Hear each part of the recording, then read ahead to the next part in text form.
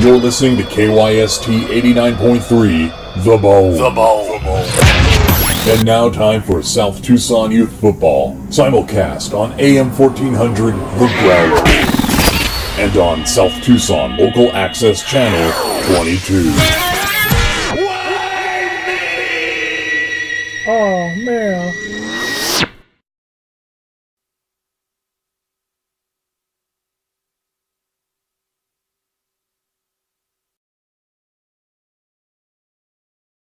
It is time for South Tucson Youth Football. It is the Corso Cup. It is the second half of the quarterfinals.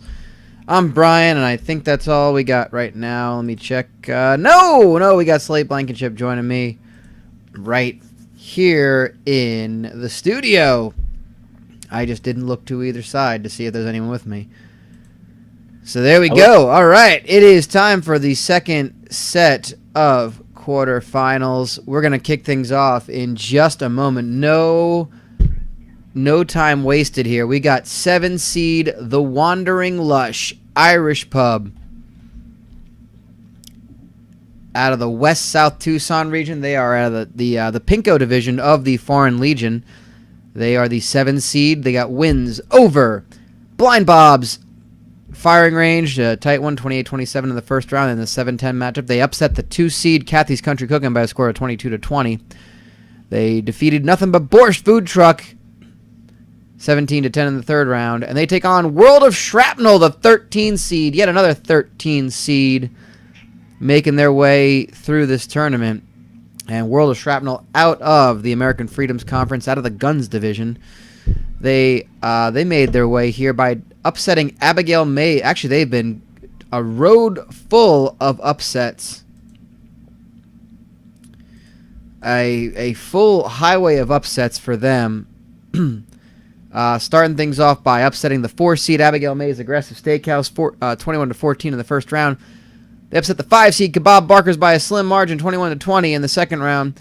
Another 1-point victory, 14-13. They took out Taxes Roadhouse, the number 1 seed in the bracket, and they are here in the quarterfinals. Let's talk about Star Watch, brought to you by Wall to Wall Salve. Don't be a salve, not be a salve. If you need a cream, ointment, or paste, better call Salve. And the Wandering Lush, the 7 seed. There you see one of their star players, Tennessee Cock, the quarterback. If the offense is working, it's because Tennessee Cock is the reason for that. Tennessee Cock, also not pictured, missed picture day. Wide receiver Domino Rowley and defensive lineman Jumbo Grazonga. On the other side of this football. World of Shrapnel, if they are successful, it's going to be because of their defense. Their star defensive lineman, Bobby Gunt. I understand no relation to Harry Gunt, the Diddler Cup driver. Also there in the middle, that is defensive back Marmite Alexander. And not pictured is their linebacker, Joey Jojo Jr. Shabadoo. That's the worst name I've ever heard. Oh, he just went crying out of the locker room now. Thanks. Hey, Good. Jojo. All right, any picks for this one? I have no reason not to pick World of Shrapnel. I mean, even though they've been the 13th seed, that defense has absolutely carried them most of the way, and they've shown that they can win close games. 2 of their games being decided by 1 point, in fact. Yeah, the last 2 games have been 1-point games. We have a chance to see 2 13 seeds move on to the Final Four today. Also 2 7 seeds. It's both matches are 7 versus 13. So you're liking World of Shrapnel. You like the upset. Yes, I am. Even though it's 13 versus 7, so you would think just to have good luck on my side, I would pick the 7 seed every time. Well, fair enough. I think we'll see as our picks come in. Lee Corso is missing in action right now. I think he wanted to make an alcohol bomb in honor of both teams, and we're not really sure. Let's just head down to the Muni. The less we can say about it, the better.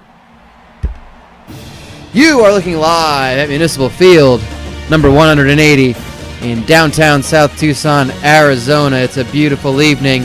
for a quarterfinal. The 7 seed Wandering Lush playing host to the 13 seed World of Shrapnel. Only one team will emerge from the West-South Tucson Regional. And it's going to be World of Shrapnel receiving the football. That is Wandering Lush in the home uniforms. Gold helmets and pants.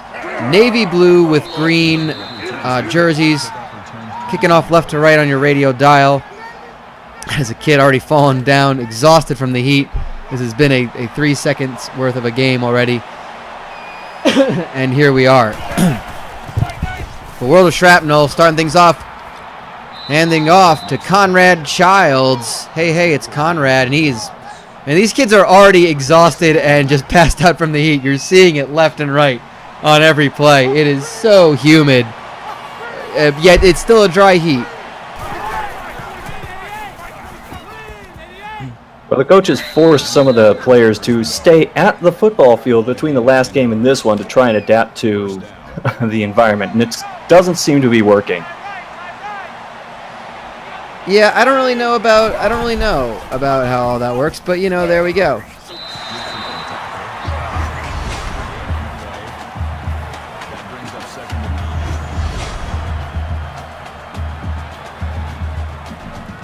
But nonetheless, World of Shrapnel starting things off with a strong running game. They are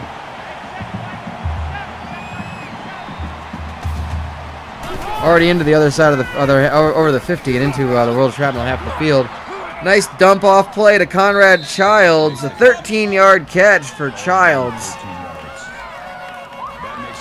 And he is showing no sign right now of dehydration. But, give it time. Or he could be dehydrated and just hallucinating that he's a football player. I mean, sometimes dehydration works to its advantage. There you go. That makes it 2nd and 8.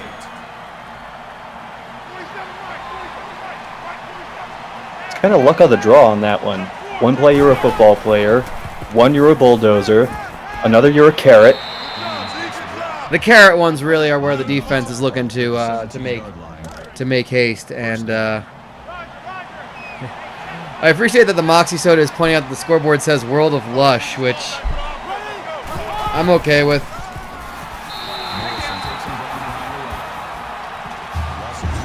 That had to be planned. Right. And Michael Tremblay with the no gain on that one. Second time handing off the football.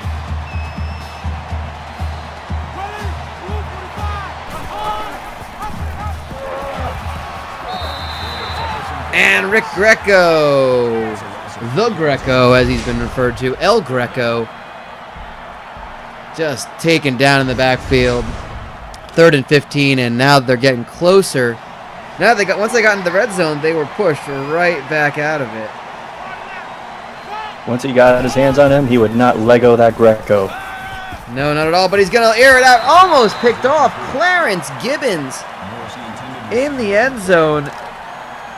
Now, may have strategically batted it down to force this 4th down. 4th and 15, not an easy one for World of Shrapnel. And, they get to him. Oh, my God. I think his own player may be hallucinating into thinking he was a defender, taking him down. Wow. What a turnover play. These kids dumb as hell and dehydrated as all get out.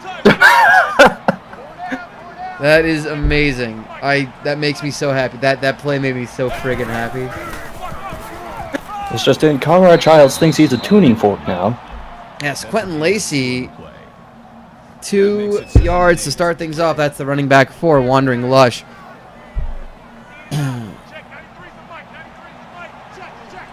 And we're going to look at the offenses. Wandering Lush have the offense of Washington State.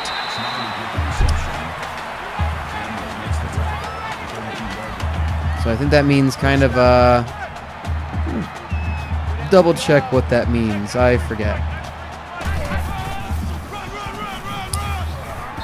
They have the Wandering Lush have Boise State's. I don't know why I got that completely wrong.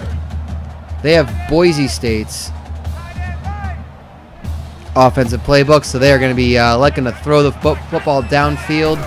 quite a bit. Tennessee Cock, the man for that. 2nd and 7. Here's one of those passes. Only got 2 yards on it to J.J. Wyatt.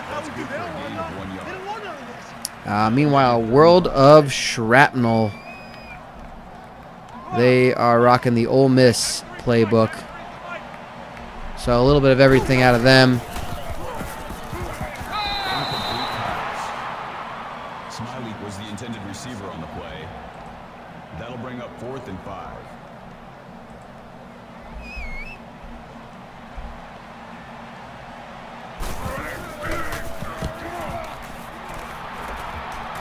Got to be encouraged if you're World of Shrapnel forcing Wandering Lush to punt this early. Yeah, no doubt. And World of Shrapnel now start things off once again. I'll admit, even though I picked World of Shrapnel, I was expecting the spread offense of Wandering Lush to just spread out the defense for that Tennessee Cock to go right into it. Yeah, that is interesting. I don't really know. Gain of 8 yards. That makes it 1st and So 10. far, he's been firing blanks, though. They have, and World of Shrapnel so far, well, they're moving down, but they just haven't gotten far enough to actually make their way into the end zone. Gains with the reception. Gain of 19 yards. Excuse me.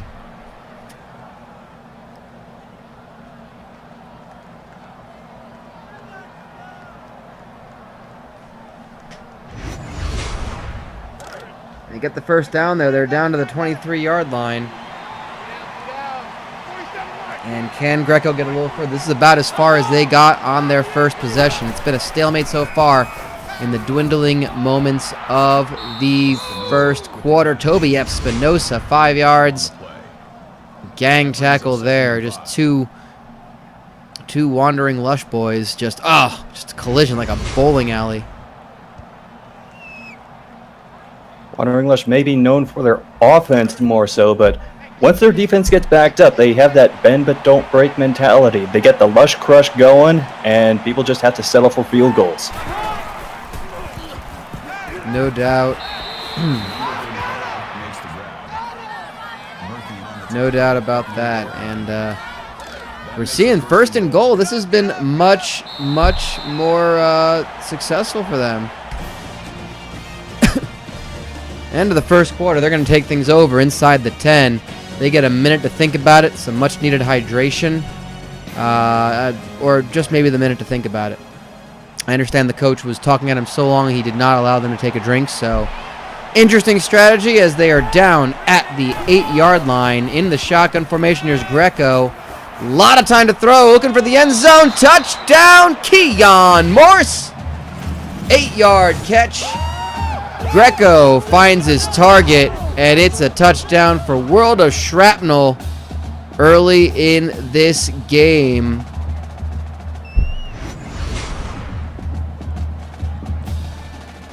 A surprisingly accurate throw. I didn't think World of Shrapnel's offense had this in them. The kick is good. Extra point is good. To return.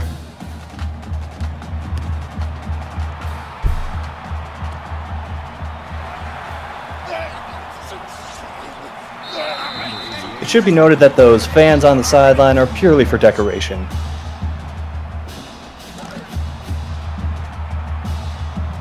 Of course.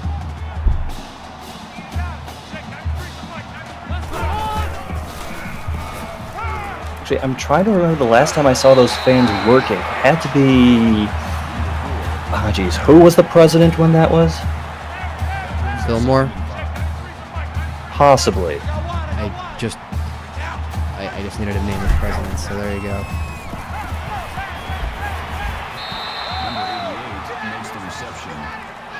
Gain of 4 yards. That'll make it 3rd and 1.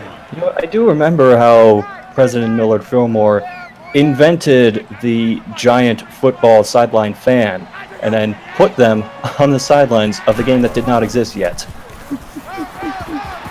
Really truly amazing. Just a visionary for football. that Millard Fillmore. And we're seeing how the Wandering Lush can respond. They've already made it down to the 48. In the world of Shrapnel, half the field. They're going to throw it. Oh, off the back of the defender. If he'd have turned around, that might have been a pick. Tennessee Cock may have gotten away with one there. Ah, damn, a cock shot to the back of the head. Yeah, just never good to see.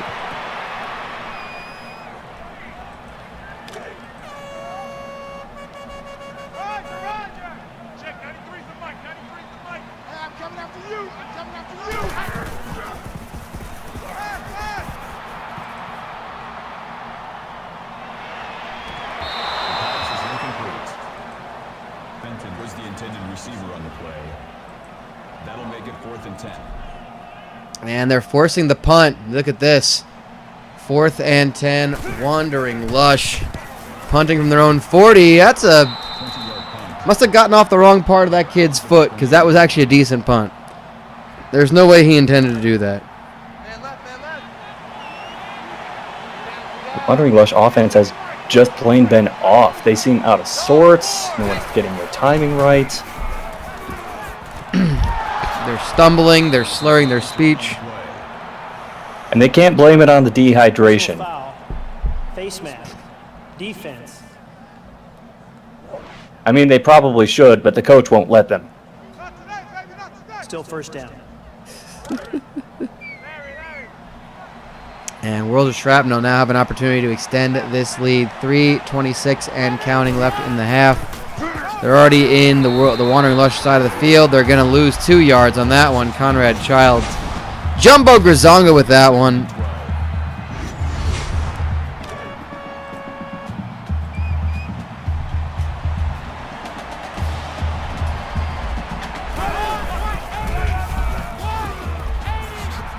I can't see very well. Are those storm clouds on the horizon, or is that a tire fire? Couldn't it be both? Couldn't the tire fire be affecting the environment?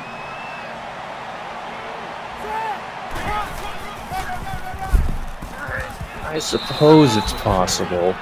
I mean, is there any science to back that up? No, because science has mostly been outlawed in South Tucson. Just as long as it, you know, if it starts like causing issues and people start disagreeing over it, then they just like say, you know what, maybe that's enough science for today. In fact, that's from the maybe that's enough science for today Act of 1991. That makes it 1st and goal. Oh yeah, that was the act that repealed the maybe we should talk about this act of 1977. Yeah. They're really big on resolutions. Touchdown, World of Shrapnel, by the way. Michael Tremblay, the backup running back, just pushing it in. And they're going to kick the extra point in just a moment and go up 2 scores. That's a nice touchdown tay for Tremblay. Yes. Which is weird, because that means his last name would be Latrem.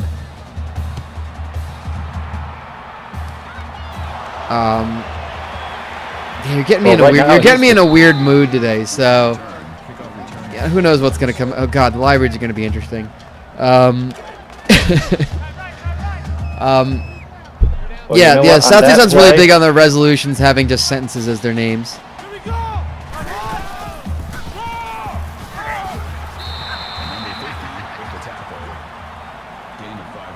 Well, going back to that last play, he was the creme of la creme.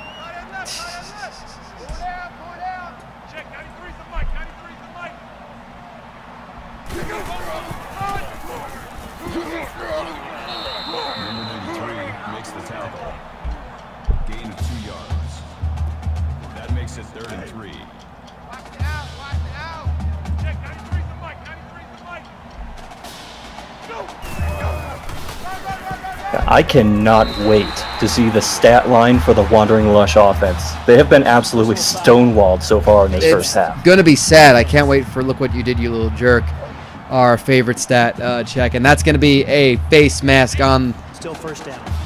World of Shrapnel. That 15-yard gain may be the best. Maybe the best one. The best thing we've seen from the Wandering Lush so far in this game.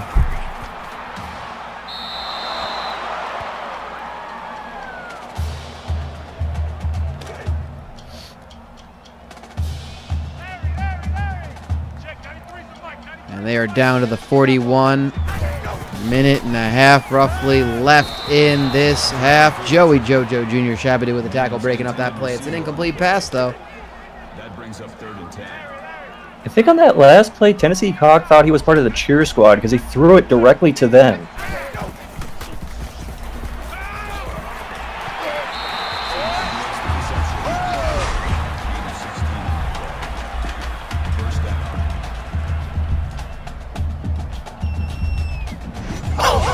Oh, It's a hell of a hit right Jesus, there. Cornelius Fenton got blasted.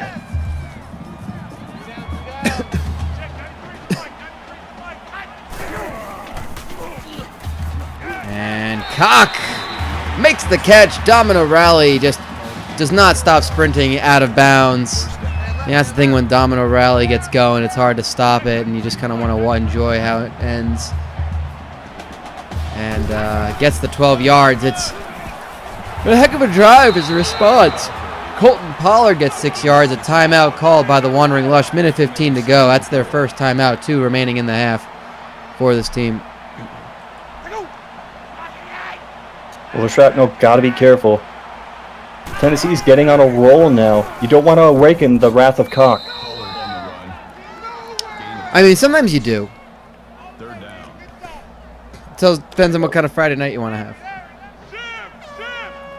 But they are down to 3rd and 1 from the 3-yard line. I think it's going to be just a... Oh, they're going to opt to throw, and Cock is sacked. So 3 yards on the play. That's just too easy. Brought down, loss of 3. It's 4th and 4. They may have to catch. They may have to kick this one just to get some sort of points on the board.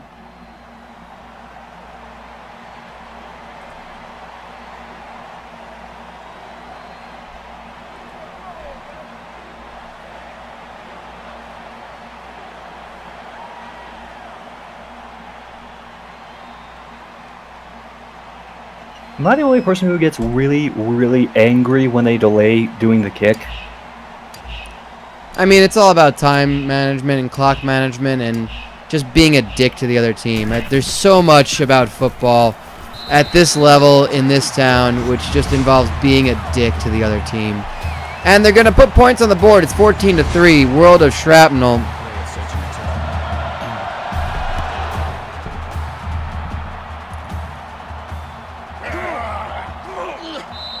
I have a feeling World of Shrapnel's going to get some extra quote-unquote motivation from their coach in the locker room. He's just going to throw bits of metal at him. That's usually what it ends up being. That being said, they've got a chance to maybe just get something, throw a Hail Mary of some sort. Oh, they make a catch. They got one more chance at it. 1 second to go. That makes it 1st and 10. Might as well take a shot at the end zone. Why not? 40 yards. It's practically a free play. And it's incomplete. The half time interval begins. 14-3, the 13 seed World of Shrapnel leading the 7 seed Wandering Lush, who only put points on at the very end of the half. This halftime break is brought to you by Nissan. Be sure to test drive the all-new Laugh Finder coming when it comes this fall. Discounts on older models of the Laugh Finder. It comfortably fits 8. It uncomfortably fits in a kiddie pool in your yard. And of course, South Tucson youth football would not be made possible if it weren't for some of our lovely sponsors. Lovely sponsors all around the town of South Tucson. Like Shifty Lou's Arcade. Do you like hanging out in back alleys but want somewhere a little bit safer but not too much safer to go? You want to hang out with an old man who's got a lot of video games he's willing to let you play? Then Shifty Lou's Arcade is the place you want to go to. It's a back alley entrance. You can go in, You pay your money. You can play all the video games you want. They've got Galaga. Like, that's the standard we're looking at here. They've got Galaga. It's on the business card. It's their tagline. It's a pretty low bar, but, you know, there we have it. Shifty Lou's Arcade. They've got Galaga and probably not much else.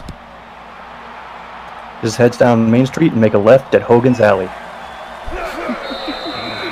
Hogan!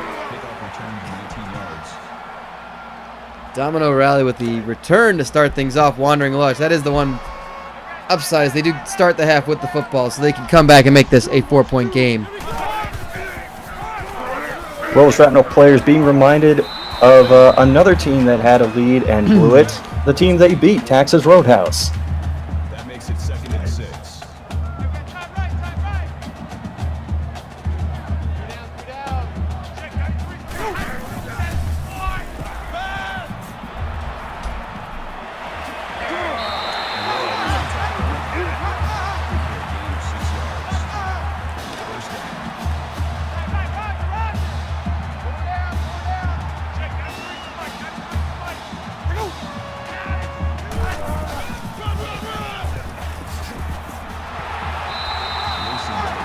So I was just distracted by the fact that, shock of all shocks, John Jones tested positive after his last fight yet again. We're all shocked. But you know who allows banned substances? This league. In fact, we don't even call them banned substances. We just call them substances. No gain on the play. Or we call them Tucsonade. You know, sometimes you just gotta stay positive.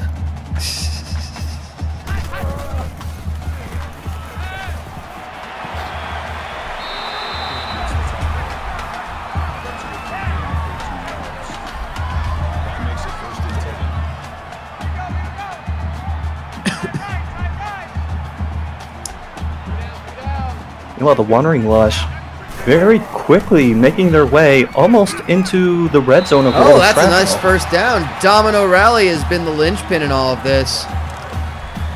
That is a huge, huge catch for a first down. They're only a trip to the red zone. They got the field goal that ended the first half. Oh, nice horse collar tackle. Incredibly legal here in South Tucson. The face mask not. But it's important to just, it takes such precision.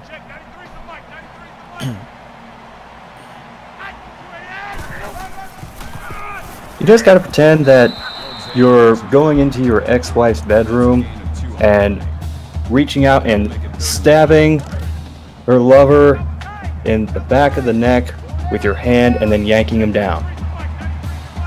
Yes. I may have gone a little too personal on that one. A little bit. I mean, I'm a little nervous, but you know, you do you, man. Sometimes you just gotta let it all out. Called a loss of 1 yard on the play. That'll make it 4th and 2.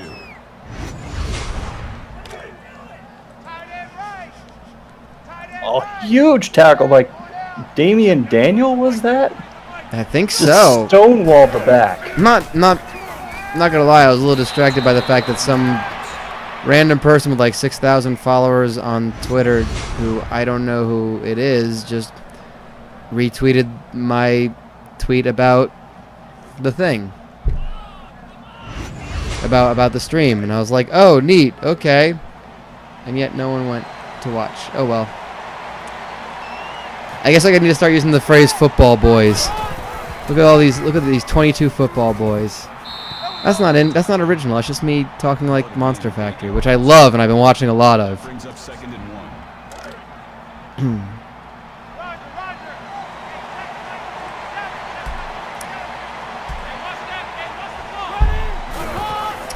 And World of Shrapnel have just been dominant. They've made the big plays where they matter. That's a first down for Rick Greco, the quarterback. First down. They've done well to move the ball, but they've done an even better job of keeping the clock running. interception. Call it a gain of 5 yards. Oh my God. That brings up This just second- reminds me of my favorite thing. That there is a dude who's, what is he? He's a lawyer, I believe. No, sorry, he's a tech guy. He's a tech writer, I think, and an author, and his name is John Jones on Twitter. So he just gets nothing but tweets at him as if he was the UFC fighter. And so he just quote tweeted the news story about testing positive and just wrote "fuck." Was the intended receiver on the play. 4th down. Oh, it's the best.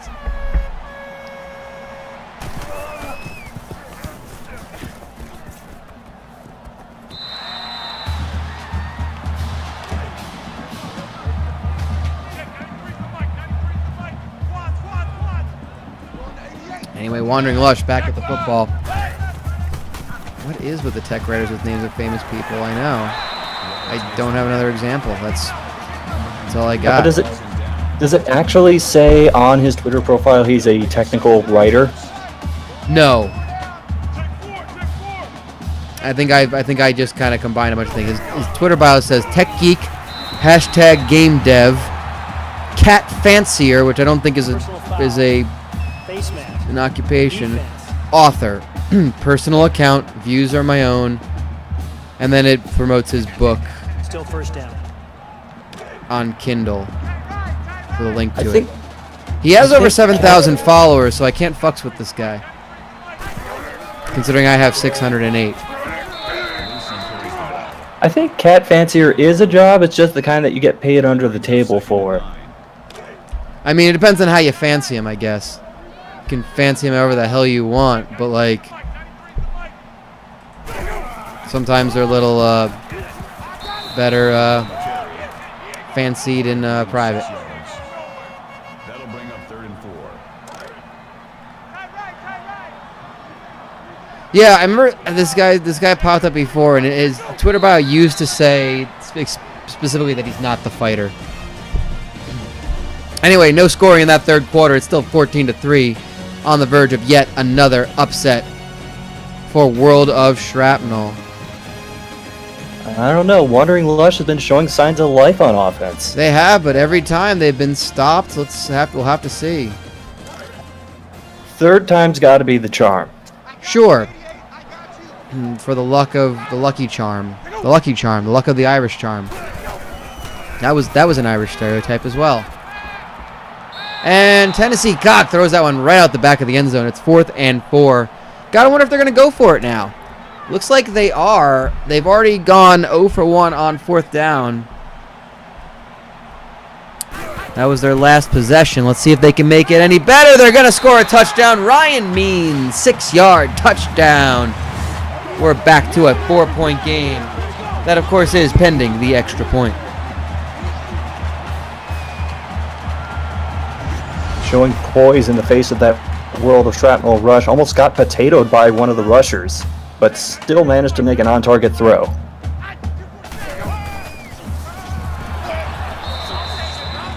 Conversion is no good. Cook set to return.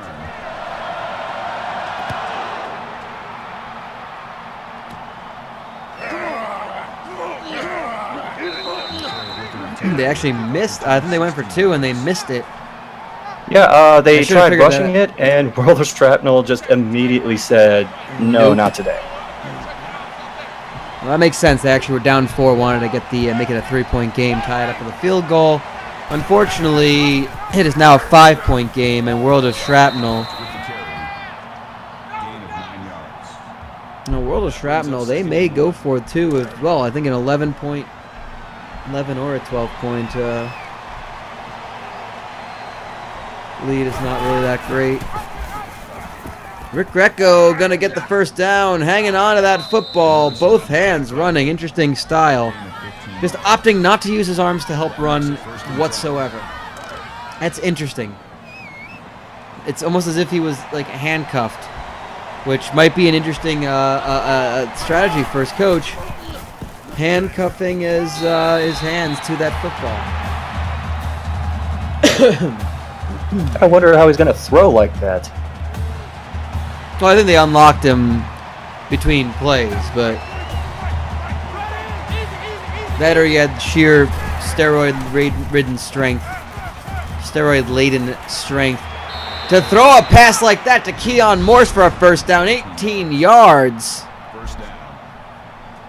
Maybe it's not that his hands are cuffed together. Maybe they just cuffed the ball to him.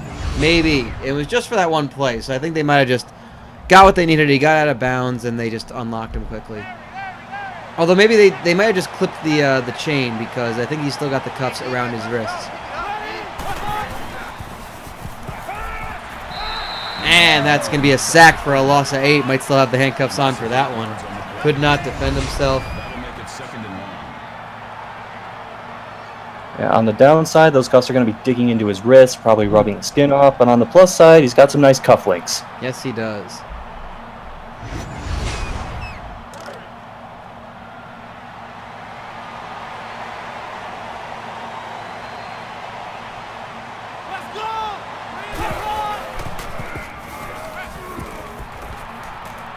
Greco going to take off running yet again. Gets 4 yards on that one. Maybe if they cuffed him, he'd actually gotten more yards.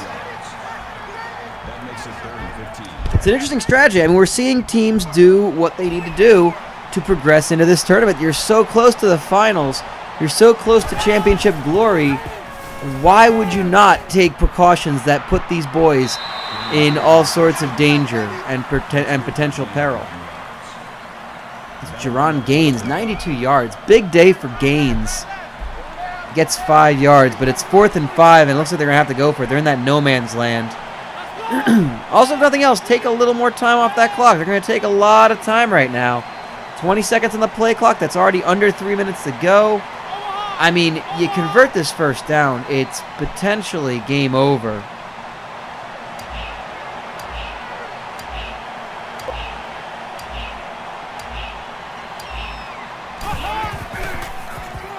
Greco, quick pass, turns, first down, makes the play.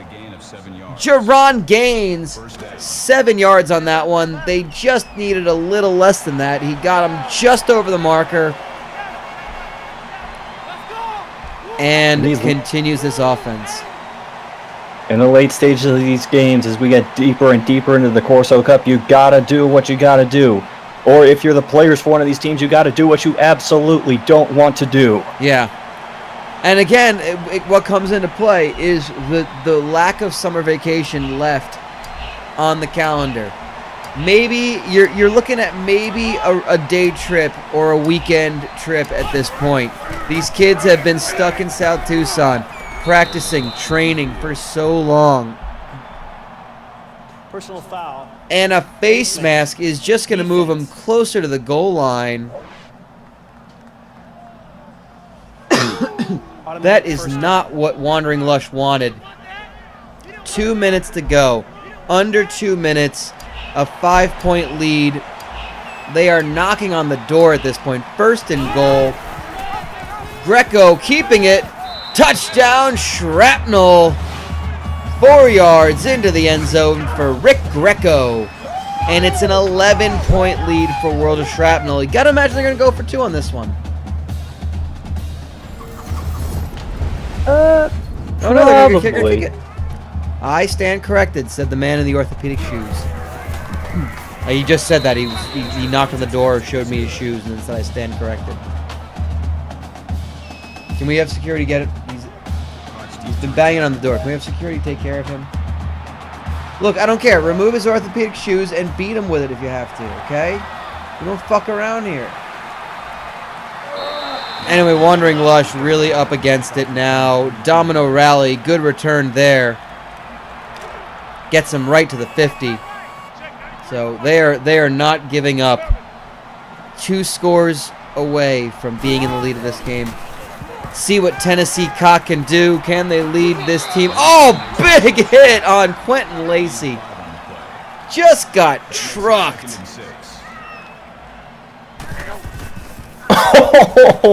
I mean, there's no laughing matter except when you laugh at that boy getting hit. The pass falls incomplete. Lacey, the intended receiver on the play. Incomplete. 3rd and 6. Wandering Lush perhaps going out with a whimper.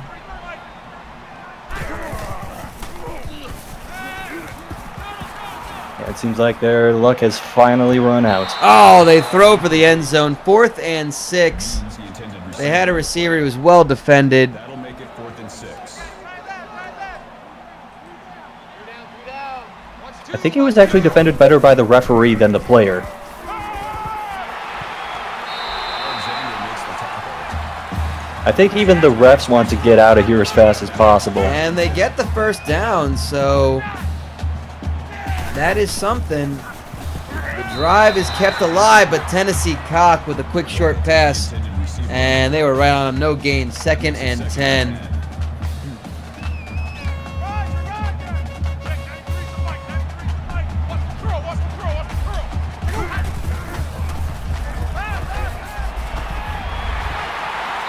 Ferguson gets the reception. That's good for a gain of 26 yards. That makes it 1st and goal.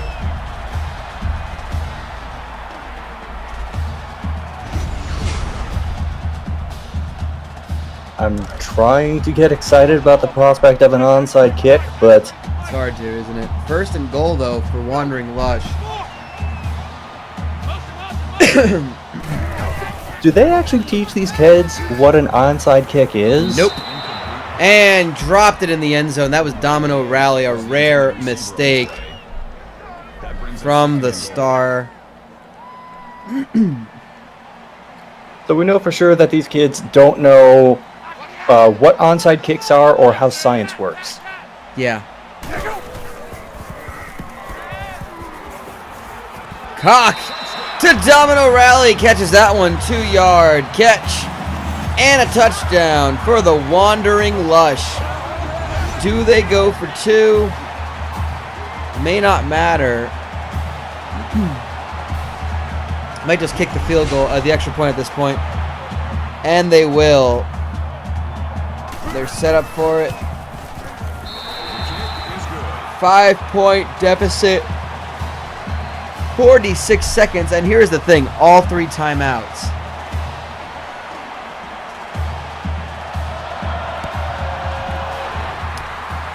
They kick the onside kick. Did they recover it? No way. I think they recovered it. I think it was bobbled by World of Shrapnel, and they recovered the onside kick. Wandering Lush are still in it. They have a chance to win.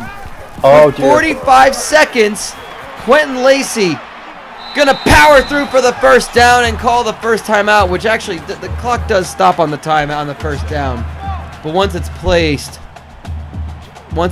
down and spotted, then it starts again. So 40 seconds and running. Tennessee Cock. Another first down. This time to Domino Rally. They use their second timeout. 35 seconds. They are down to the 29-yard line. Are we in for one heck of a finish? Dumps it off. This time to Colton Pollard. No gain on that one. 2nd and 10. Clock runs. They still have a timeout left to use. 20 seconds. They spike it. It is 3rd and 10. World of Shrapnel need to put up the defensive stop of a lifetime now. World of Shrapnel could have just recovered the onside kick and won this game. I think they bobbled it. That's what ended up happening. Their fingers. Here's Quentin Lacey. Stopped. 4th and 12. Clock continuing to run. This is the last chance for Wandering Lush. You have to imagine. The clock is down to 6 seconds. They still have another timeout to use. And it's dropped. It's a turnover. Wandering Lush come up short. Heartbreak City as World of Shrapnel are going to move on to the Final Four. And it's all but guaranteed at this point. It's all but over.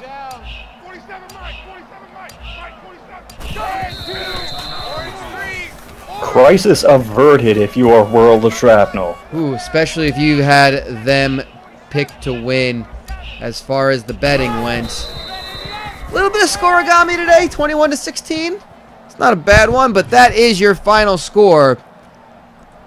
The 13 seed out of the West-South Tucson region, World of Shrapnel, representing the AFC, the American Freedoms Conference.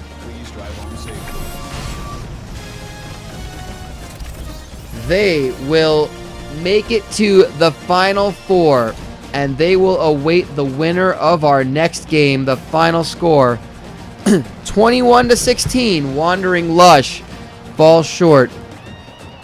It's World of Shrapnel's game, and they face the winner of our next game coming up in just a few. It will be Burns and Crackle Mesothelioma Law Firm, the 7 seed, taking on the 13 seed and perhaps one of the most dangerous teams in this tournament, Welders of the Universe. Gonna be a great one. Your thoughts on that game as we get set up for our second one? I really have no idea what to expect out of Burns and Crackle. I mean, their offense and their defense have both been up and down through the first 3 rounds, but then I look at Welders of the Universe. They have scored more points as each round has gone on, 25, 28, 38 in the last game.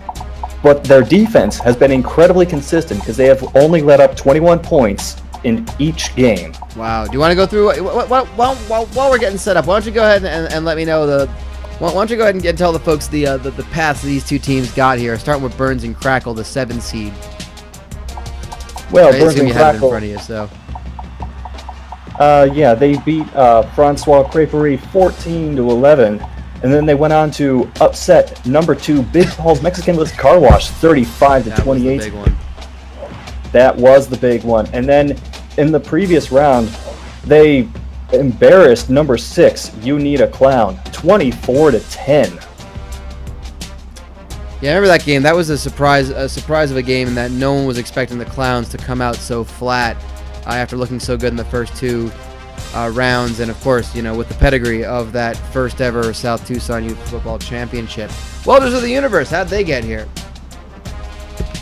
Well, Welders of the Universe beat Mama Luganos in the first round 25-21, upsetting the number 4 seed.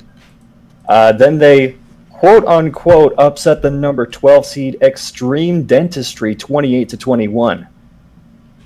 And in the last round, they beat number 8 Pablo's Roadside Tacos 38-21. So like you said, they've been putting a lot of points on the board. They've been they've really been kind of getting hotter as the tournament's been going on. I mean, is it a bad bet to go for Welders in this match?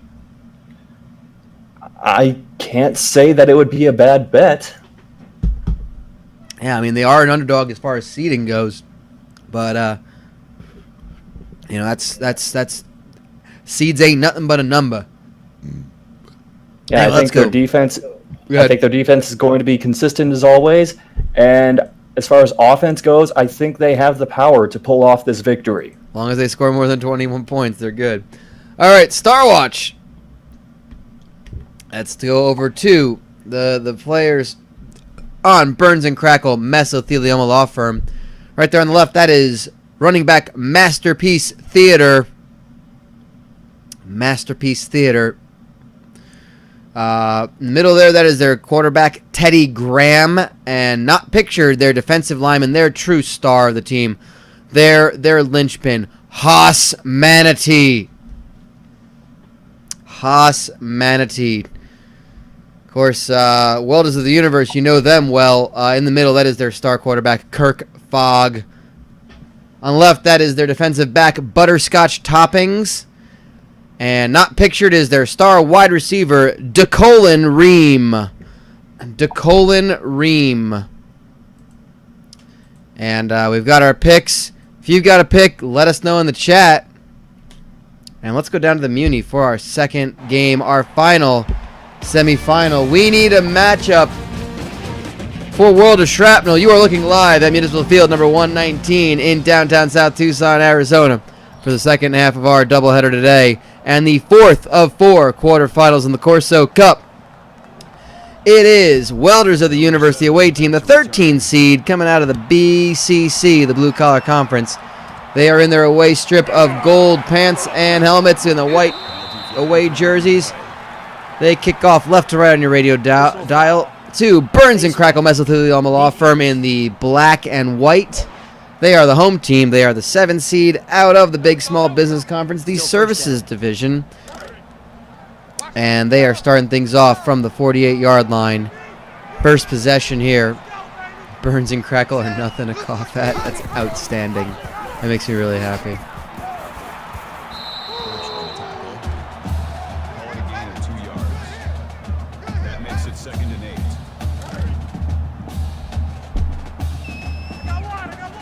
8. By the way, if Burns and Crackle win tonight, we would end up having, at least between the games that we've seen today in the next round, 3 straight 13 versus 7 games.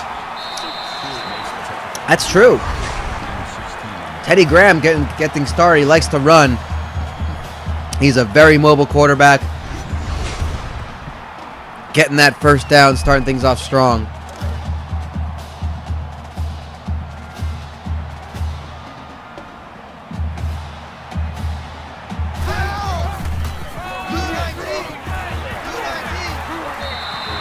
Jeez, I blinked and they're already at the 30.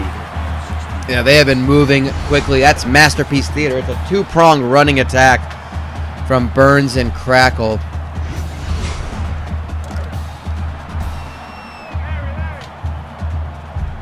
And they are already down inside the red zone, inside the 15. Graham, direct snap, going right for it. Digs down to the, well, I think they're going to mark it at the 6. I was about to say 5. I think he fell to the 5. But the spot is on the 6. 2nd and 3. Welders of the Universe are getting blitzed right from the beginning. Getting just punched right in the mouth. Clock takes him down for a loss behind the line. Call it a loss of 1 yard on the play. Well, you know what the good news is? They can only let up 7 points maximum on this drive. That's true.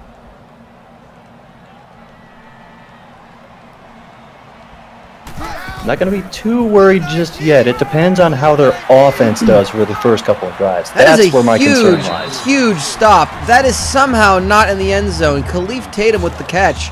1st and goal. They are on basically the 1-foot line.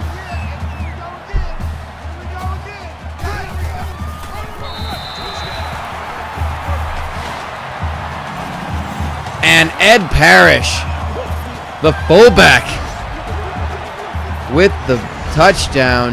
Huge play.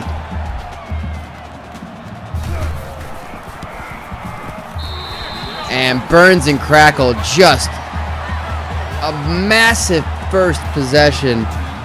Opening drive, they shocked Welders right out the gate. Number 14 runs it back. Kickoff return 16 yards. And now it's Welders of the Universe, who need to respond.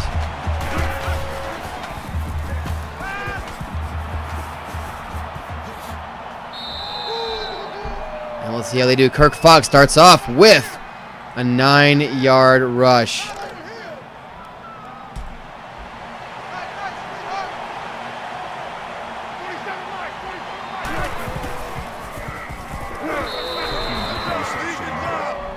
No gain on the play.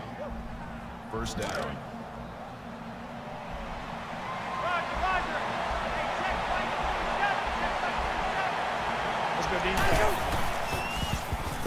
I mean, that rush was great, but it wasn't on a designed run. That was just on a busted play. They got to be able to get their offense working as intended, because they can't just rely on things breaking down and picking up yards.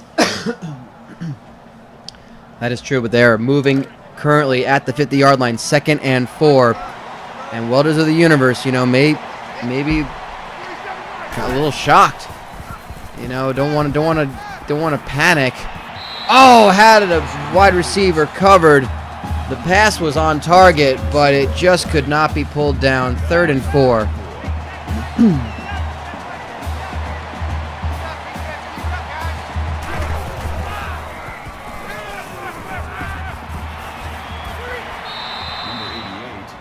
Parker Sisk with a 10-yard catch. First down for Welders, down to the 40. And I think what they want to do is maybe just kind of control the pace of this game. You know, they're just going with that West Coast offense. Short completions. Jumping catch for DeColin Ream, getting 3 yards. Gets out of bounds on that one. That'll make it 2nd and 7. I guess he was in this tackled out case- of bounds. I guess in this case, slow and steady could win the race. They don't want to burn out and crackle too early. Well, I think that's after such a fast,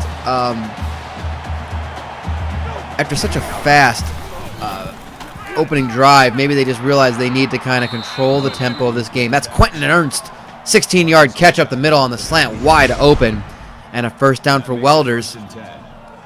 And what maybe took Burns and Crackle about a minute and a half has taken Welders so far the remaining 2 minutes of the time that's elapsed, and they're not even in the end zone so far. They're happy to take their time. Maybe this is a different strategy for Welders of the universe. Kirk Fogg, quick pass, lowers his head. Ryan Hickman makes it 2nd and 1 with a 9-yard catch. And that's the thing. They know how to work those downs. They know how to work the clock. This is a team that went 9-0 in the first ever season of South Tucson Youth Football. They didn't do it by accident. They did it by Kirk Fogg running the football just like he did there, a 12-yard run. Touchdown Welders. And you can see he celebrates by miming putting together the Shrine of the Silver Monkey.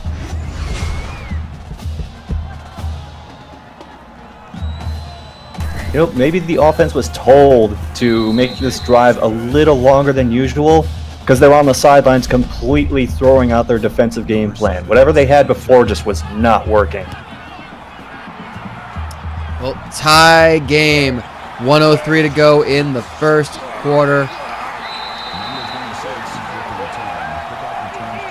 Matthew Fuzzy Lumpkin with the return all the way up to the 45. Let's see what Teddy Graham and his offense can do now. They got the football. They not counting the return. They start with about a minute to go in the quarter. Got caught up on his own blocker there. It's 2 yards. Clock continues to run.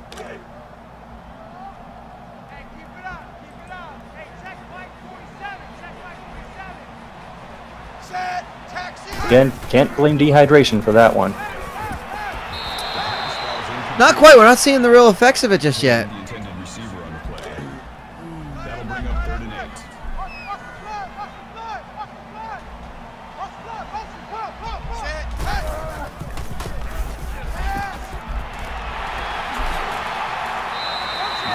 You know, speaking of dehydration, I completely forgot to ask, what you drinking?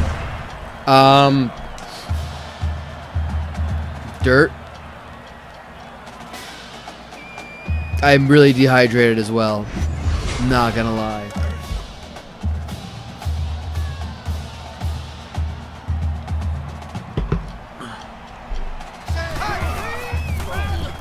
Well, as for myself, I did a lot of woodworking, so I have a lot of splinters in my hands. Oh, Gain of 2 yards. sorry. And That makes no, it's okay. I've been chewing those out as well as some of the loose skin around my fingernails, and I've just wound up drinking that. Okay, that's not a very liquid, drinkable thing, but hey, I'm drinking dirt, so you know, who am I to judge? End of the first quarter, it's tied at 7.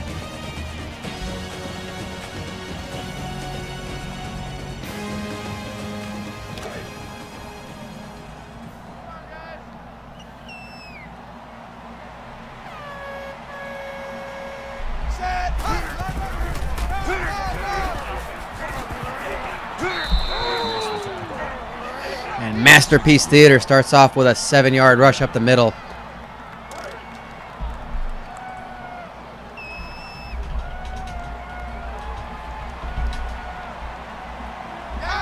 Blue 14! Blue 14! number 7 on the play. Loss of 3 on the play. That'll bring up 4th and 5.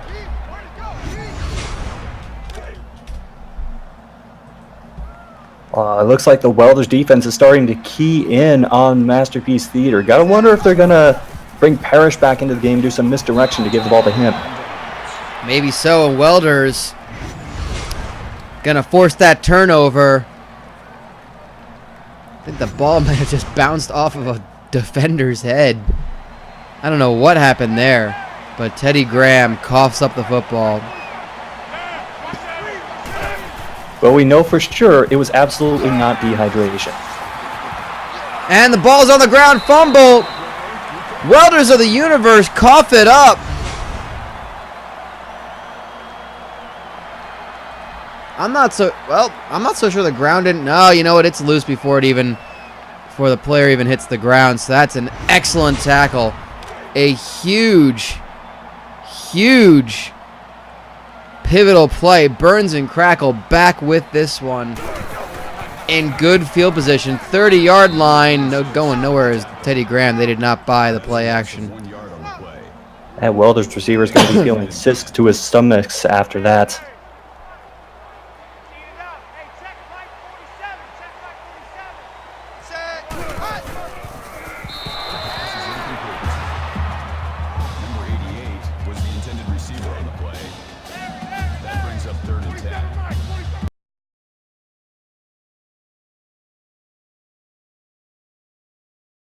Okay, that was a strange play. It looked like he threw it at his lineman. You know, sometimes you just got to teach him a lesson. Waste it down and teach him a lesson when you can make a third down play like that. Khalif Tatum, first down inside the 5. He was into the end zone. Decided, you know what, lose the defender, come back inside the 10. Down to the 6. What a play. Burns and Crackle come into play here.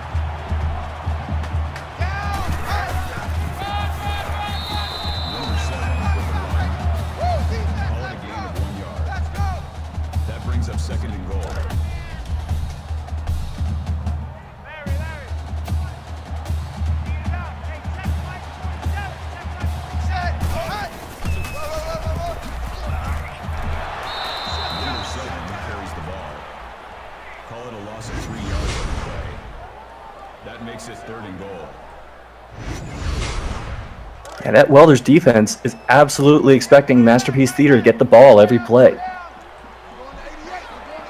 They really are, and why not? They are. They've been reading it pretty well. 3rd and goal. A lot of time for Teddy Graham to hang on to it.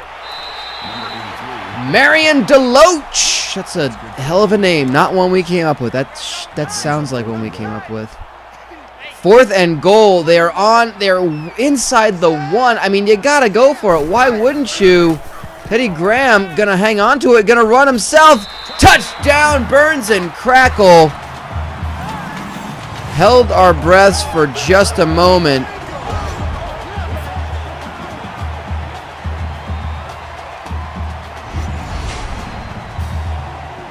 Well, I know I did. I don't know how well the people at Burns and Crackle can do that. Fair.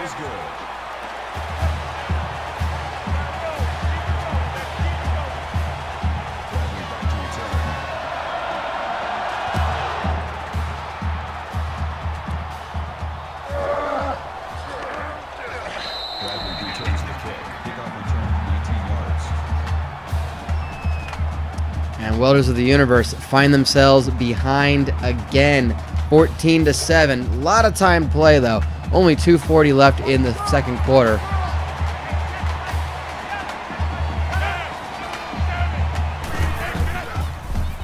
Okay, who in the production truck threw up that stat line for Ream? Was it like all zeros? It was 3 yards, 0 touchdowns.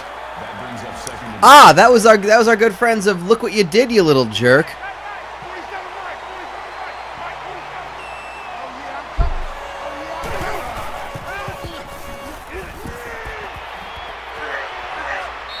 Roland makes the tackle.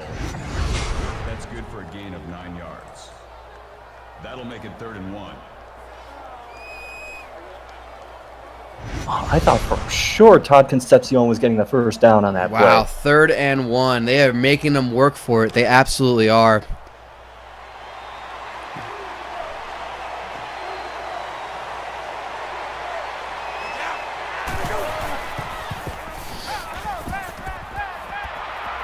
And they're going to get the first down there. Parker Sisk, 6 yards. Only needed the 1 to move the chains.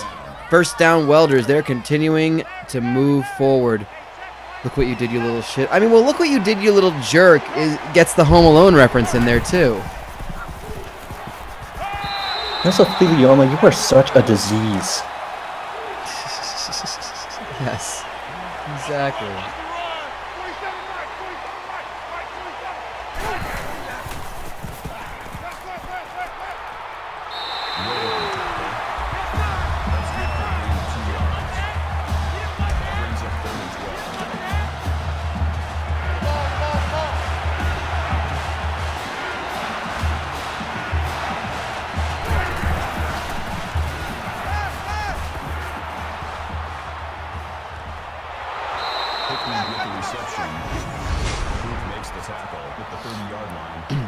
Huge play, caught by Ryan Hickman, brought down at the 30.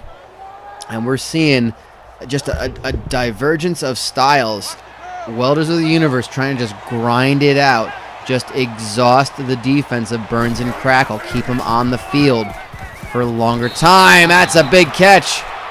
No, he's out. Oh, he caught it, but he stepped out of bounds. 2nd and 10. They're going to review it. You know what? This is a very smart idea. That was one of the few plays where it looked like a Welders receiver got significant separation from the defensive backs. That's really close. I think they're going to uphold it. After review of the play, the ruling on the field is reversed. No! They're saying he got in. Well, that angle that they showed, they must have had an angle better than that. You could not tell if his foot got down. But apparently they did. Kirk Fogg. And the Burns and Crackle. That time to look for the end zone. No one there. And the Burns and Crackle coaches are even more upset at the referees than they are at the Burns and Crackle players now.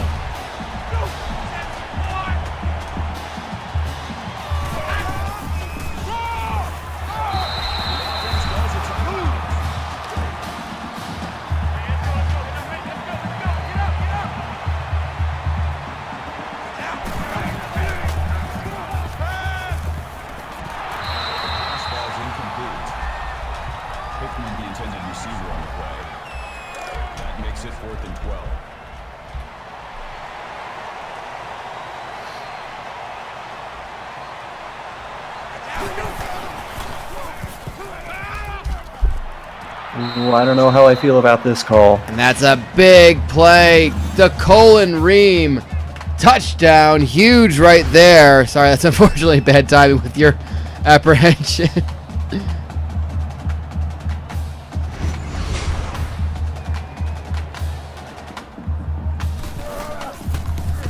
No, that's just how football goes sometimes. Emotions can just turn like that. No doubt they can.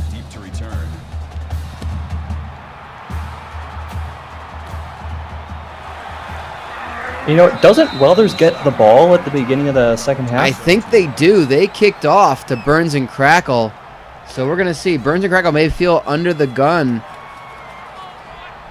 to score and to answer right away, because this could be a way that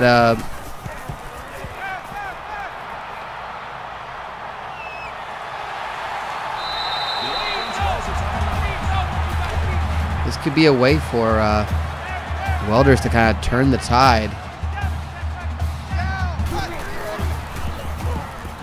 Welders left an unusually high amount of time on the clock. Not sure why they used that one timeout.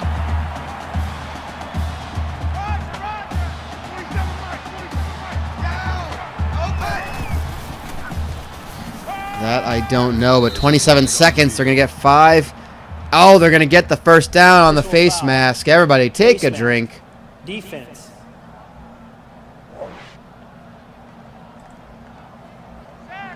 Automatic first down.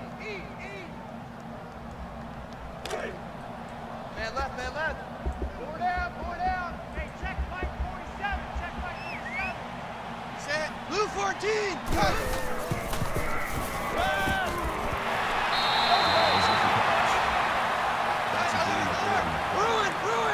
That makes it 2nd and 2. You know, if nothing else, Crackle could get into field goal range and take the lead before the half. Yeah, that might be what they're doing. They are absolutely doing that. They are down into field goal range. With one timeout left, they might just try to run one more play. What are they doing? 3 seconds. They're looking for the end zone. This is the last play of the half. Oh, they get sacked. Teddy Graham could have taken the lead with a field goal. Well, Burns and Crackle could have with a field goal. They're slapping hands, but I gotta see their fans do not seem happy with them.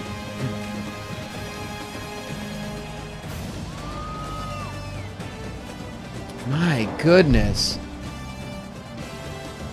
I'm a little floored by that.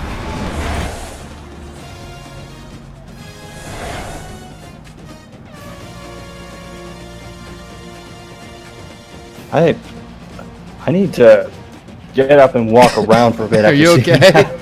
Are you all right? I mean, that would anger any coach. I mean, that angers people who aren't coaches.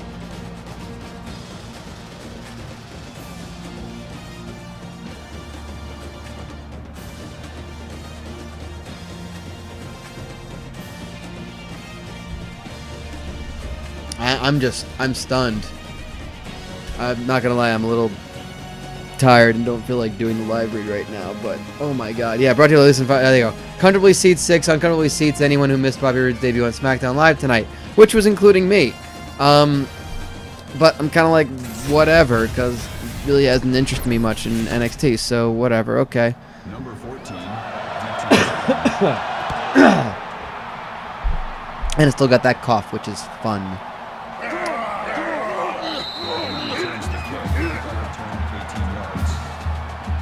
Oh well. I got two. Let's get you a game up. You may have a cough, but does it burn and or crackle? It does not. So maybe I couldn't. That's good for a gain of 1 yard. That brings up second and Can you pretend that it burns and or crackles? I sure can. I absolutely could. Quickly get the reception. Gain of 31 on the play. First down. It's actually like struggling to find like a tissue because I just missed like part of it. Ryan Hickman, a 30-yard catch. pass reception. 47 right. 47 right. Seems like the gloves are off for the Welders of the universe, which if you're a welder, you don't really want the gloves to come off. Gain of 9 yards. That brings up second and 1.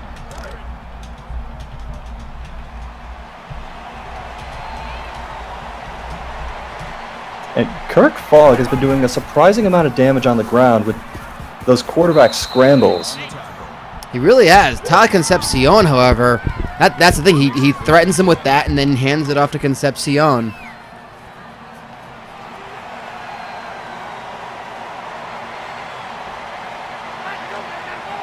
And gets 10 yards, first and 10.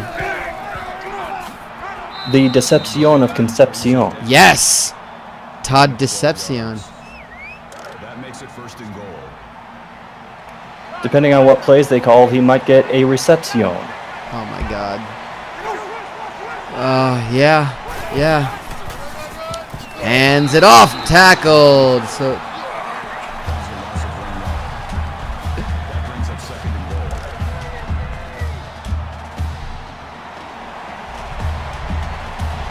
goal. Not the greatest play call on first and goal. no, That they're might kind require of telegraphing that a little bit. Handing it off again. Oh, he stopped at the goal line.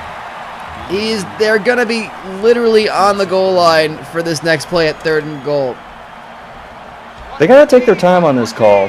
Don't just hastily call the same rushing play. Sit down and have a little reflexion. Yes. Gain of 1 on the play.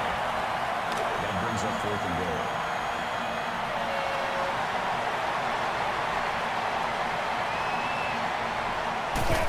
Oh no. They go for it. Tyrone Patton And we were all holding our breath. Welders take the lead for the first time in this game.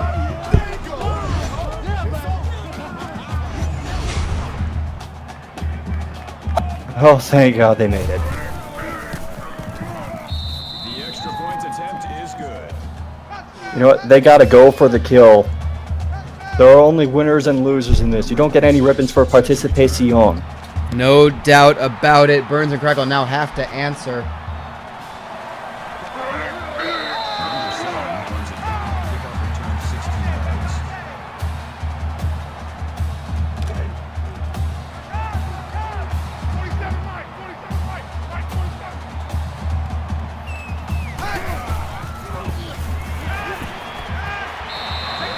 This is really going to be the key to the game. Can Welders do anything to slow down Burns and Crackle? That makes it 2nd and 2. That is the question here. I mean, this is... Tatum makes the reception. Khalif Tatum, 1-yard catch. 3rd and 1 right now for Burns and Crackle.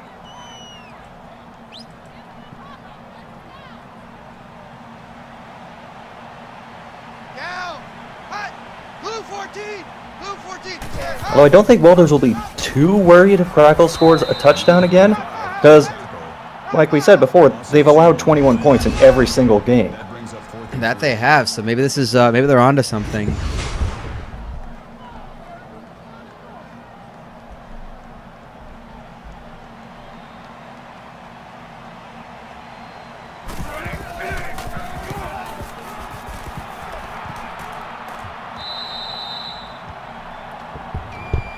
First and 10, Welders of the Universe take the football again.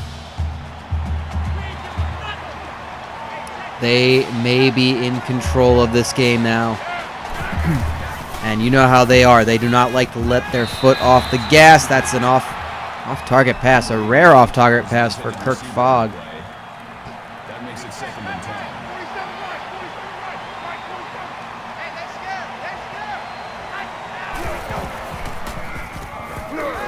Seemed like he thought the rush was coming a little faster than it actually was. He had plenty of time to just calm down and make that easy pass. That brings up 3rd and 10.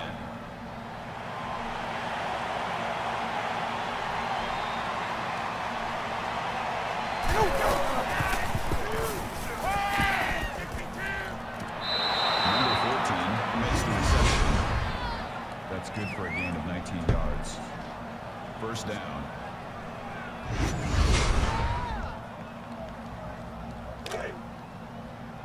Oh, man, one hell of a catch.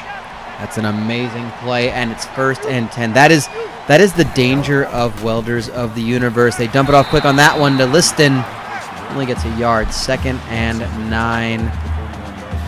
Did I read that injury report right? Lumpkin has a broken finger. I think that's what it said. That's going to be a problem for Burns and Crackle. That's a linchpin player. So in other words, we're going to see him back in the game. Oh, yeah. Oh, they'll just get some tape on that, and he'll be fine. Absolutely fine. Bring up 3rd and 6. I mean, he has 9 other fingers. Yeah, what do you need one of those stupid things for?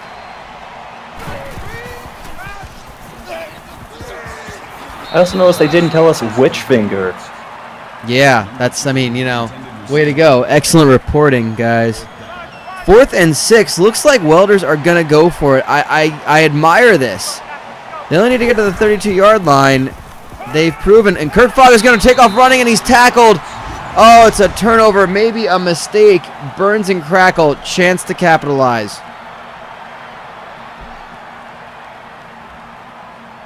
Yeah, if I'm Welders on that, I absolutely punt and just try to pin them back deep.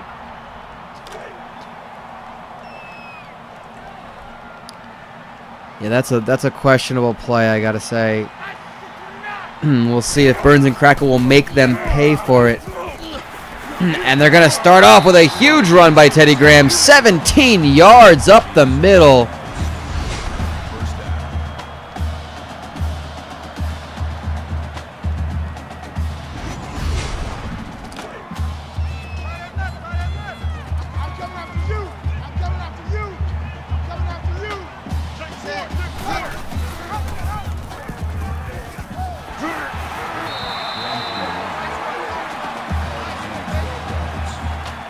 Teddy Graham continuing to run all over this team.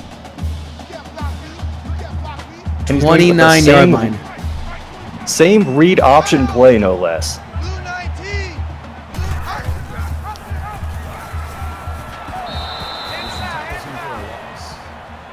That's a loss of 4 yards on the play.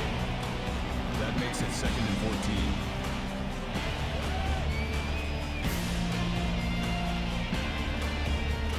That was actually a great defensive play, reading for both the quarterback and the halfback.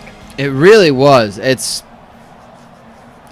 just stunning. And Buster Bergstrand with the rush to end that quarter. We enter the fourth quarter, a one-score game. Oh, very good coverage. Corey Bradley breaking that one up.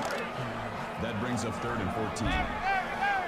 The Burns and Crackle fans holding up 4 as we start the fourth quarter for the amount of lawsuits that Burns and Crackle are currently dealing with right now. Number 7 with the run. That's a gain of 1 on the play. That'll bring up 4th and 13.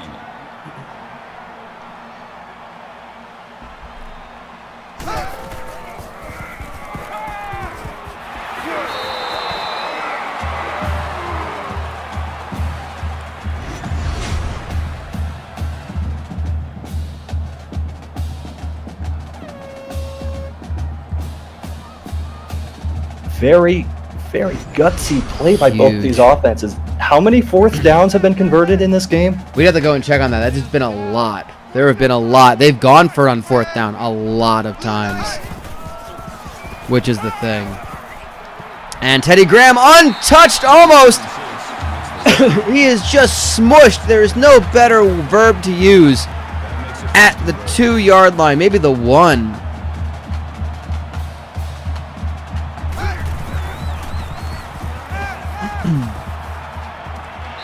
And Tristan Spurlock catching it for the 1-yard touchdown reception.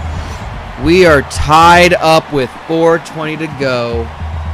This is getting very interesting. And we're about to hit that magic number 21 for the Welders of the Universe defense. That And we also- have. Also the magic number currently on the fourth quarter clock. So magical. Magical on all sides here. Returns the kick. Kickoff return 17 yards.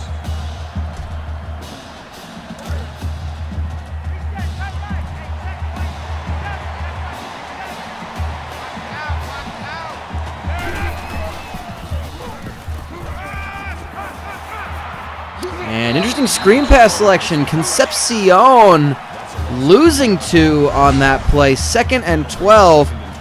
Burns and Crackle could come up huge with a defensive stop and really turn the screws to Welders. They've been confounding them pretty much this entire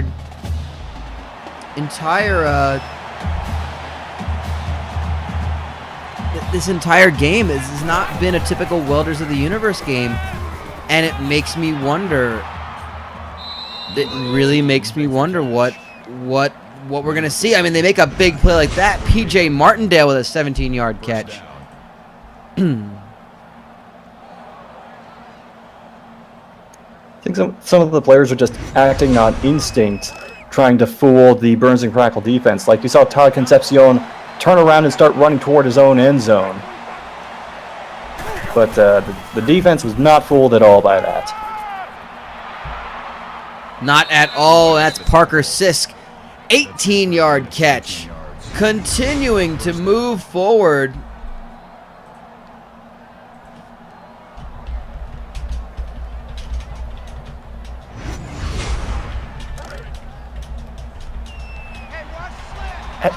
That's so impressive. Kirk Fogg didn't even move his arm to throw that ball. It's just the magic. Legend tells of the no-handed throw. I'm sure that the ability to do that is hidden somewhere in Olmec's temple. With 3:25 to go and counting, Welders of the Universe could be putting together another classic victory. They get the first down. Ralph Liston, 7 yards. Gain of 7 on the play. Well, Fogg has been practicing that. He has been taught that by his coaches. He's got that no-handed pedigree going for him. It's a good reference. Thank you. Like sometimes I just don't have anything other than just that. Just acknowledging that was a damn good reference. There's the Colin Ream, 64 yards on the day. 5 catches. Kirk Fogg, look at that stat line, 22 for 28. You know, it's 224 yards and a touchdown. You better believe he'd like to get another one. Yeah, but these Almost 13 picked yards- off. These 13 yards are the ones that really count. Oh, yeah, of course. Because if you try going to the coach and saying, but I got 224 yards, he's not going to care. But just one touchdown. Makes the grab. That's a gain of 4 on the play. 3rd down. Ball's coming out quick. 3rd and 6, they're down to the 9. Fogg, big drop back. Gonna dump it off to Concepcion. 4-yard catch, 4th and 1. Here's the thing, they are gonna kick it. Yeah, this might be the smartest. This is an oddly conservative but smart play for Welders. Take the lead, protect the lead. 24-21 right now. Number 26, deep to return. Oh, you know that putting the temple guard in the ghost trees is always their favorite thing. Just because it screws with the kids so much.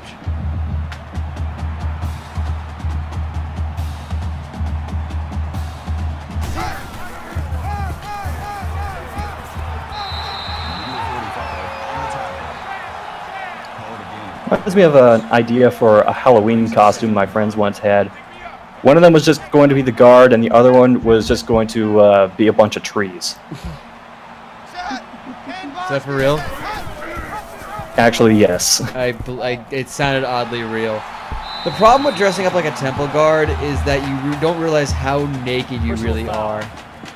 I don't speak that from experience. I just like, it made me think it's like, because I've totally done I have a Silver Snake shirt. I've done the whole Legends of the Hidden Temple thing with a bunch of friends. And you like, oh, someone should be a temple guard. You look at how the temple guards are dressed, and you're like, no. Nah, man. That's like, how did they allow such child predatoriness? Personal foul. Flesh-colored spandex. Ugh. Defense. Actually, that reminds me, I need to purchase those like tattoo sleeve things for a costume Automatic in first October. Meanwhile, 2 straight face mask penalties. Amazing. Burns and Crackle are really... It was called the Dark Forest. You're right. Thank you. Welders could be shooting themselves in the foot here. Burns and Crackle have been gifted 30 yards. And Masterpiece Theater gets 1 after that. Gain of 1 yard. That brings up 2nd and 9. Maybe Burns and Crackle trying to slow it down a bit, realizing there's still plenty of time left on the clock. Don't want to give too much to Welders after this possession.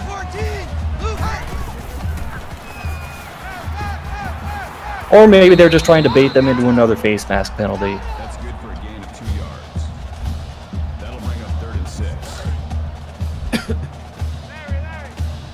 Possibly so. I mean, they're doing pretty well. 3rd and 6. I mean, a face mask would give him a fresh set of downs, even though it wouldn't give him as many yards. Teddy Graham. Oh, gets past a defender. And a flag. They got the first down, but there's a flag. I mean, at this point, it doesn't even get you any more yards. It gets you the first down, but he got the first down.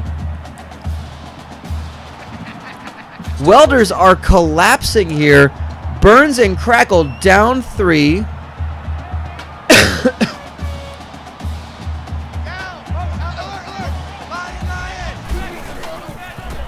Well, they're about to be up 4, I'll tell you that much. Oh, and it's incomplete.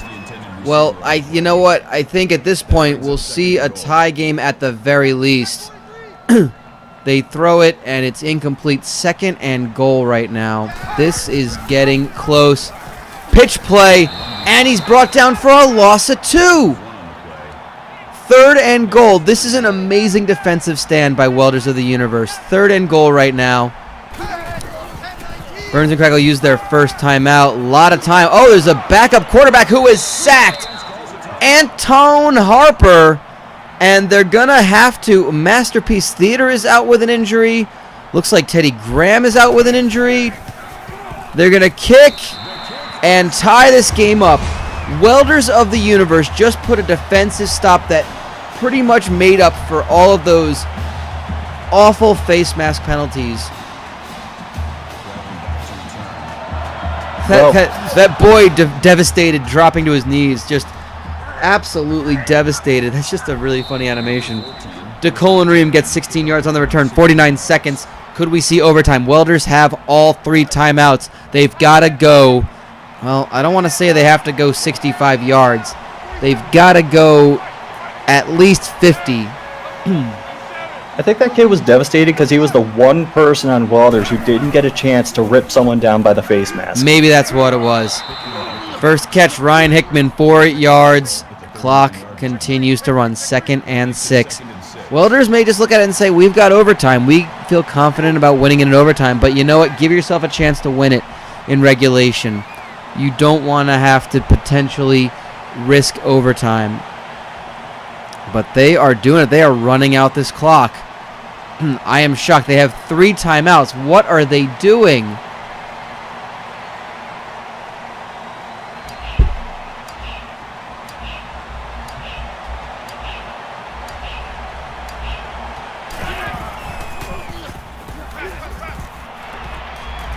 They're going to air it out. Wow. DeColin Ream, 33-yard catch. They're down to the 28. They got to take out a shot. They got to take a shot at the end zone. This is it. Final play of regulation. They're going for the end zone. Oh, incomplete. We're going to have overtime. Unnecessary drama there.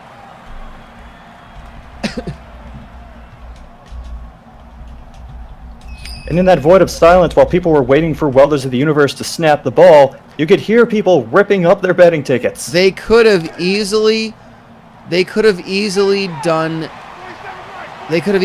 together another play, and kicked a winning field goal.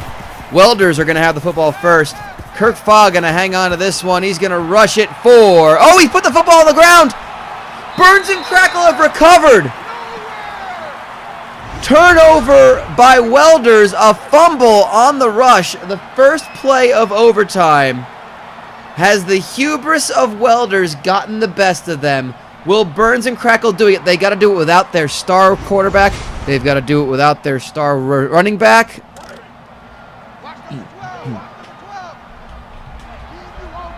All they really have to do is get into field goal range at this point, though.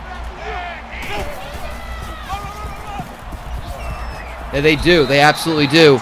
They're doing it again without any star players. They're doing it with backups.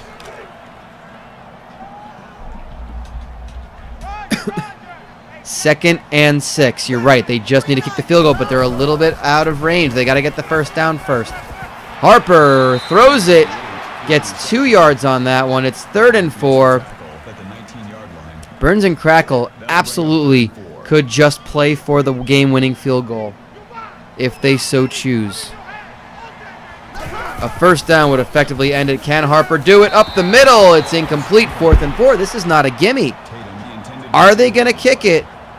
Or are they going to go for it? They're going to kick it. We're looking at a 36-yard field goal. This is not a gimme for these boys. Kick is up. It is no good. Oh, Welders of the Universe. And the referee's furious because they're not getting paid for overtime. No, they are not. There is summer vacation at stake for these kids. Burns and Crackle starting it off. Here's Harper rushing it up the middle. Gets the first down. They could have used that to win the game. That kind of play. Down to the 12.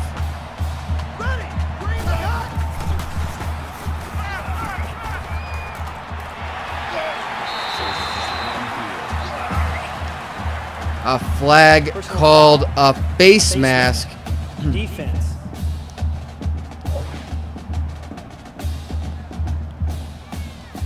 Still first down. The football Gonna is run out of now drink at this spotted rate. on the 1-yard line.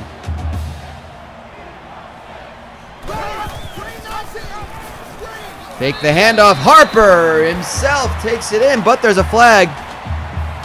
Holding. Offense. It's going to be called back. It's holding. Still first down. Wait, there's a penalty that isn't a face mask? It was a holding penalty. They are going to be moved back to the 10-yard line. It's still first and goal. But that is a break for Welders. And Harper somehow gets the playoff after running into his own running back. These kids do not get a lot of snaps. They don't get a lot of reps, you can tell in practice. They're just bumping into each other. Second and goal from the 6. They mostly just haul in the Tucson coolers. Yeah, pretty much. A quick dump up the middle. Third and goal. I guess that was a catch. That makes it 3rd and goal. Still third and goal, so I guess the field goal is still in play. This close to everything.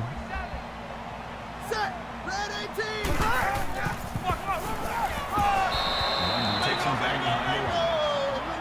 Called a loss of 5 yards on the play. That brings up 4th and goal.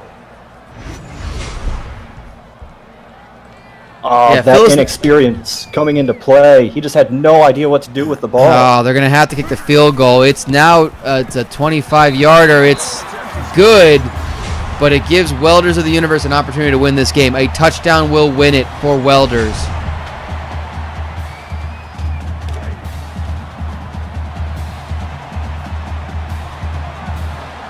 They have to take care of the football. They've already had 2 turnovers in this game.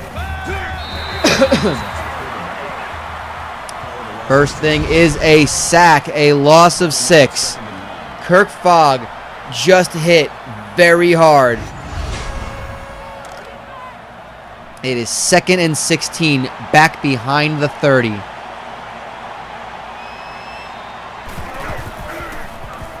Burns and Crackle's defense have really come to play.